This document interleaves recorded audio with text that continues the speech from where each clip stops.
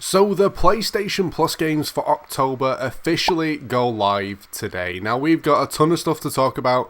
We've got other new games, we've got AAA rumours, extra bonus free content for you guys, and tons more. Now before we get into it, as usual, if you guys are looking to renew your PlayStation Plus membership or pick up PSN credit, make sure you check out the sponsor Instant Gaming. They're also running a giveaway at the moment. There's a link down below. As soon as the countdown timer ends, the winner will be announced. They tend to do this monthly, so it's something that you can constantly take part in, so make sure you check that out. Now, first off, the games that we are getting as of today. There was a little bit of confusion on the channel this week.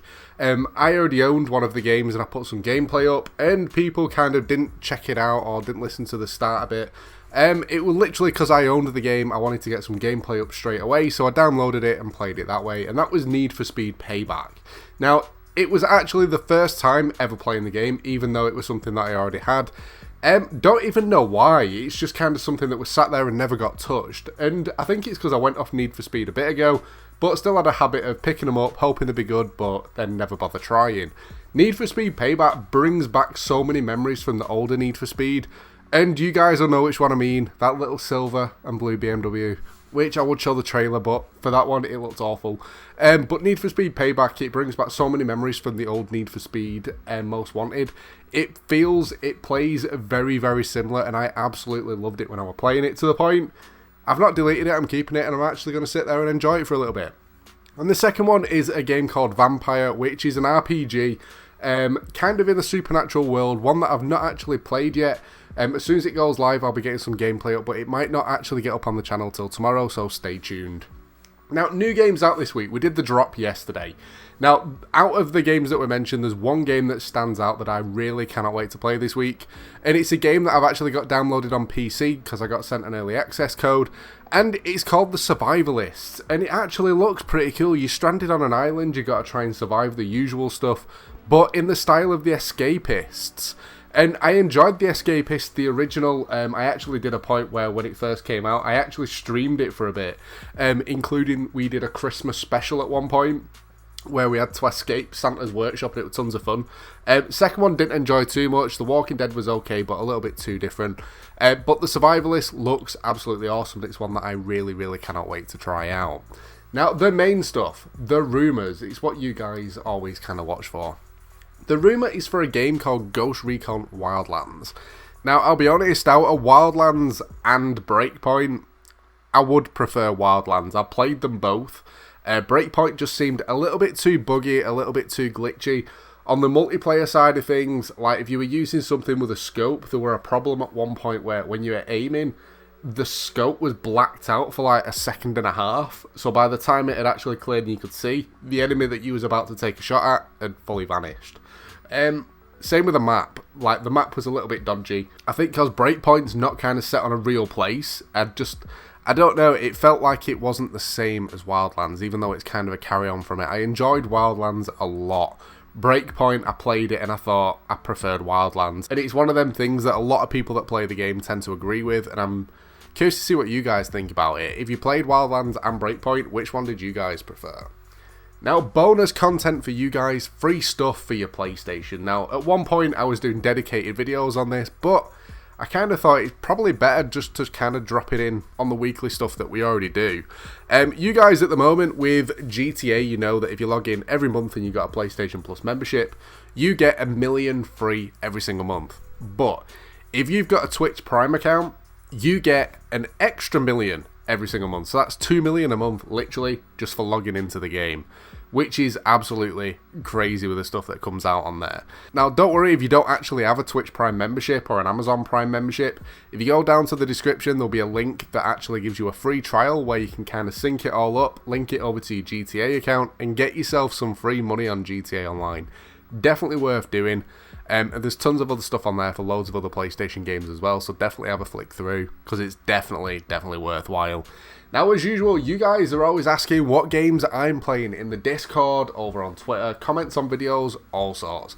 This week I've been playing something that chances are a lot of you guys have probably never heard of, but when I saw it, I just loved the look of it, downloaded it. I love the way that it plays, but granted, it's not going to be for everybody. It's a game called Hydra Paneer. Now, I don't even know the best way to describe this. It's not really a tycoon, but it is. It's not really a simulator, but at the same time it kind of is. Pretty much, you've got to try and earn money. You'll start off by kind of literally using a shovel, a bucket, and like a pan and a brush by a river, digging up dirt and then kind of rinsing it, sieving it out or whatever to get gold, to then sell the gold to get more money to buy better equipment. And you get to the point where you can use loads of machinery, and then you can make jewelry, you can do crafting to make swords and stuff, you can build like, what I've seen, I've not got to the point yet, but apparently you can build like bases and stuff, which sounds pretty cool. And yeah, you kind of just build up. It's just the way that the game looks, it looks beautiful, and the way that it plays so addictively that it was something that I'd never heard of. And I was flicking through Steam and I saw it, and it kind of did like an autoplay video, and it got me curious, so I pressed on it, watched it, looked at it on YouTube, and straight away picked it up, bought it, and played it, and I've been really, really enjoying it. If you've got a PC, I think this game's about £8, and it's so addictive, it's definitely worth a play. Shout out time! A guy called Gorilla. This happened yesterday on one of yesterday's videos. You're so helpful, and I love you.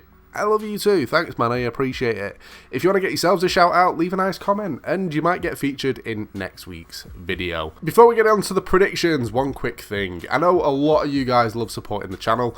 I set up a partnership with a company called Rocks, which is like an online collectibles thing, which if you're looking for a way to support a content creator rather than just doing the usual. So content creators kind of create these little designs that turn into like cards on the website. You guys can pick some of them up for free, some of them you can kind of pay like $1 for, which is definitely worth it, because some of them are like limited edition. Granted, it's just like you might like the design and stuff, and there's actually a raffle going on one of those at the moment, so if you're interested, there'll be a link in the description next to the rocks.gg link. Definitely check it out if you're interested. But the predictions, the first one that I'm going to go for, and the reason that I'm going for it is because it's coming on PlayStation Plus anyway next month. So yeah, it's a prediction, but at the same time it's kind of not.